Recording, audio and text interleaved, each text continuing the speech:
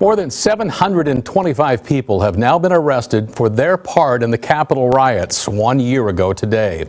And as America remembers, a Siouxland senator is reflecting on his actions in the rotunda that day. In our top story tonight at 10. At that point, they locked us down in the Senate chambers.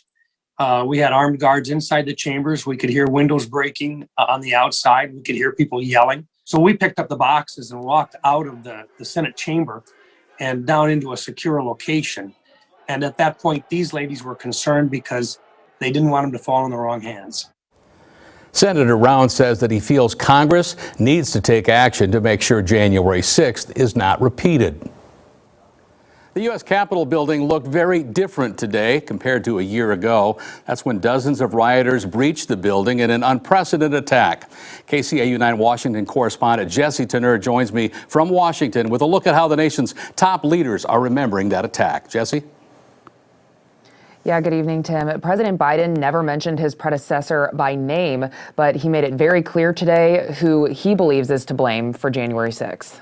He can't accept he lost. President Joe Biden's voice filled Statuary Hall at the U.S. Capitol, where 1 year ago, supporters of former President Donald Trump attacked police, broke windows, and carried the Confederate flag. For the first time in our history, a president had not just lost an election, he tried to prevent the peaceful transfer of power as a violent mob breached the Capitol. The president forcefully blamed his predecessor for the attack and pushed back on his claims about the election results. You can't love your country only when you win. Vice President Kamala Harris was still a senator at the time and stressed it wasn't clear then how the attack would end. How close we came to an election overturned.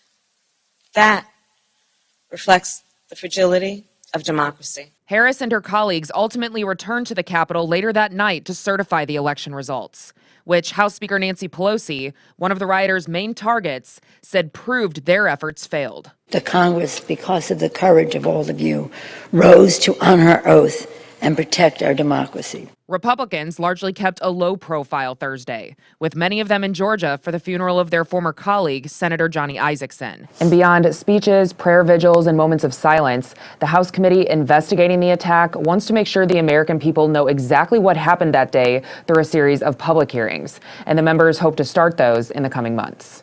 In Washington, I'm Jesse Tenor. Tim?